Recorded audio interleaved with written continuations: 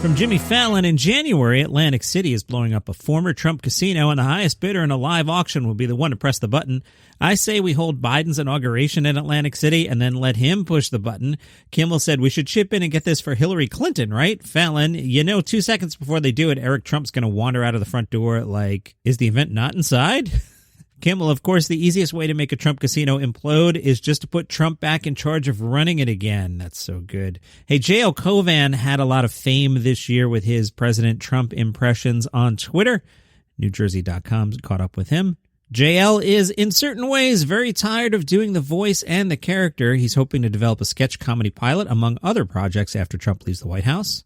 Cauvin voted for President-elect Joe Biden, makes no secret of his disdain for Trump, saying, as much as I respect Michelle Obama, when they go low, we go high. When he goes low, I go lower than him, to wherever I'm comfortable to point out his failings and stupidity and to be somewhat vicious when I can be. His Trump impersonation is not even remotely flattering, but sometimes Trump supporters misinterpret it as a compliment.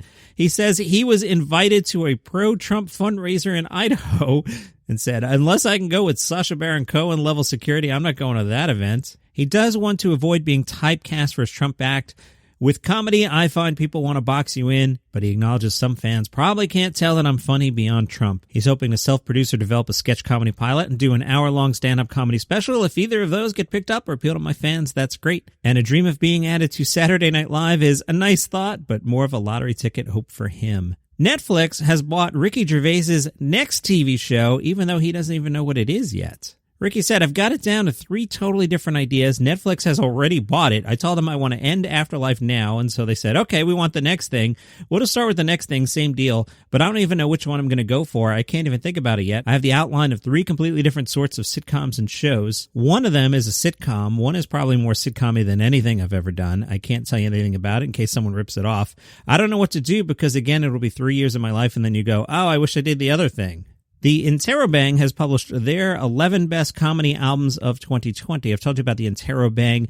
That is a comedy site for, as I've been describing it, people that are at Caroline's on Tuesday. Like, this is, you're like really into comedy. Like really, really, really into comedy. These guys do a good job. They know their stuff. Here is their list. They have at number 11, Adrienne Iapalucci's Baby Skeletons, which comes out like today or tomorrow. They wrote, Baby Skeletons is not out yet, so none of you have heard it, but we have. The good news, it'll be available, so hurry up and pre-order. This album is insanely funny. It's also dark, really dark. It's holy cow, did she just say that dark? Now, these aren't really ranked. They're more looking for you to vote. But the next one I have is Andy Kindler's Hence the Humor.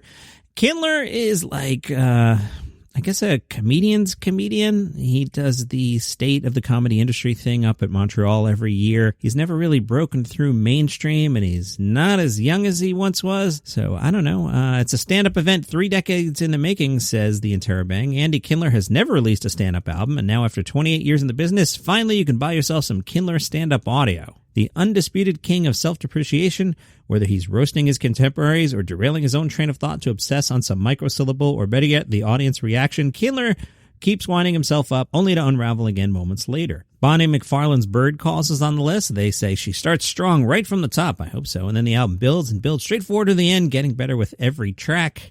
Vic Henley's Hell is Real. I forgot Vic put an album out this year. Vic passed away about a month after this album was released. In some ways that spotlighted his work, but yeah, it just cut short a really great career. I worked with Vic a couple times. Very funny. Vic Henley, Hell is Real. Check that out. Dan Perlman's Emergency Contact. Now, I'm straight with you guys. I don't know every single thing about comedy, and this was a little off my radar as well. The Interrobang says every joke lands on this album, and Perlman's somewhat pessimistic point of view provides for laugh after laugh after laugh. Perlman has some great, if somewhat unorthodox, thoughts for how to live your best life in 2020. We've only got like 2 more news for that. His ideas for how to improve his mother's dating life and how kids should be named are oddly practical, in addition to being really, really funny. Next up is Dwayne Kennedy's album called Who the Hell is Dwayne Kennedy? That is a funny title for an album. When you have incredible talents like W. Kamau Bell and Hari Kondabolu backing your album, you better bring heat, and Kennedy does. I found out how to pronounce her name, Sarah Tollamache. I learned that from Stephen Colbert, who I assume got it right when she was on his show. Her album's called Voluptuous Boy. recorded at New York Comedy Club just days before COVID shut down all the comedy clubs. She talks about all her concerns and problems, and there are many. Mike Kaplan's album, a.k.a. I like Mike a lot. He's been below the radar for, a decade now. It's good to see him start to get some love in the mainstream. You should definitely check out Mike Kaplan. I'm a fan. Nore Davis is live from the Comedy Trap House, recorded on Zoom just a week after George Floyd was murdered. He covers everything 2020 from trans rights to Black Lives Matter and the COVID-related lockdown. Carmen Lynch, vertically obese. This is a random description. She's a regular at the best comedy clubs in New York. She kills in Spain and at festivals like Edinburgh. Okay. Carmen is a total package and exudes the kind of confidence that allows her to take her comedy to some dark places. And a good review here for Mike Cannon. His album's called Life Begins. The Interrobang says, in case you haven't been paying attention, Mike Cannon has become one of New York's beloved young up-and-comers. His 2 album taping shows at the Village Underground sold out, and you can practically feel the excitement of this crowd right through your headphones. Life Begins is an album that was also filmed and released with some pretty cool extras that were filmed mockumentary style with interviews and cameos from some of New York's best comics. This is a transition album for Mike, a concept album about new chapters, being a father, being an adult, and growing into a new phase of his career where he's no longer the new young kid, but a legitimate part of the scene. He's only 34, blah, blah, blah, blah, blah. Mike Cannon, Life Begins. Jeff Schaffer is the showrunner on Curb Your Enthusiasm. He spoke with the Hollywood Reporter saying, we started writing Curb before COVID, and then when COVID happened, we had to change some things. We had to make the decision about what era we were writing, before, during, or after COVID, and the real factor was when we would be premiering. We figured would come out in the fall of 2021, and we didn't want to be writing in March of 2020, trying to figure out what that would be like. So we made the decision to set the new season in a post-COVID world. COVID definitely happened, and we definitely talk about it, but we were assuming that Biden would win and things would be better by the fall of 21. COVID's in the rearview mirror, but it happened, and Larry, the character, has opinions on all of it. I can't tell you which characters got COVID, but I can definitely tell you that we do examine people's behavior during the COVID era. The fact that Larry's back on set is a tribute to classic writer syndrome. We already wrote the season. We did the hard part, so we said, let's do the fun part. If we hadn't already written the season, there's no way we would have done it. But we don't want to sit in these scripts for even longer, so it became a question of how do we do this in the safest way possible. For Curb, our protocol is just above and beyond what is required. We created a zone bubble. Then we need to figure out how big is the bubble. It's not just the actors and the people around the actors. It's the person who's driving the Zone A transportation van, the one PA who's allowed to go in an actor's trailer. People in the bubble get tested every day with PCR tests. We get the results back in 8 to 12 hours. So some reviews from me of what I've been watching on TV lately that will answer your question, what comedy to watch on Netflix. I'll tell you that in a second. I did check out a few things. One, I watched Andrew Schulz, and I made it 1 minute and 4 seconds. I hated it.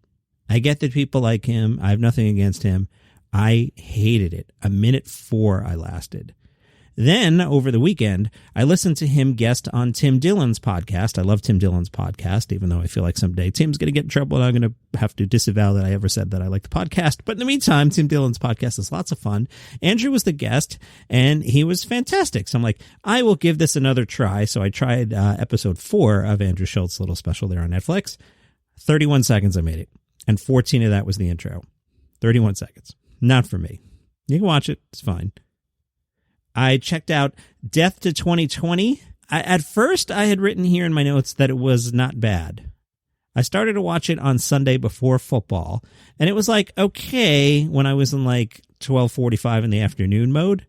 By the way, Kumail Nanjiani got really old looking. He's 42 years old. If you see him in the special, I don't know what happened. I mean, he looks distinguished and handsome, but he does not look like maybe the babyface character he's played in the past. He looks like a man, but just looked older.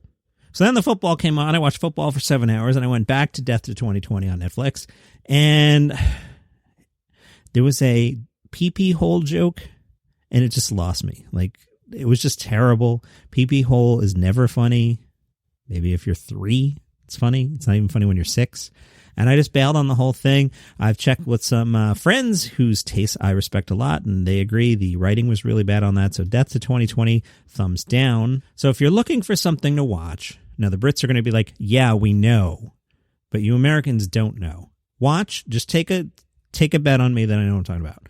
Watch The IT Crowd on Netflix. Just watch it.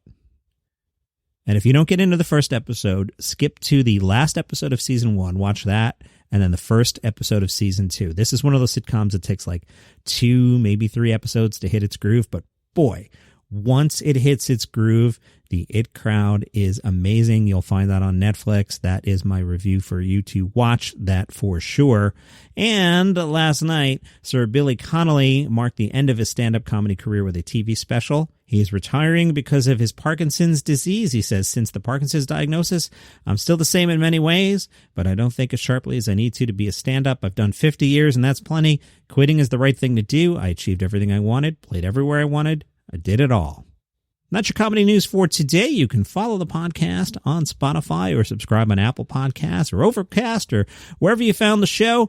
Thanks for listening, and I'll see you tomorrow.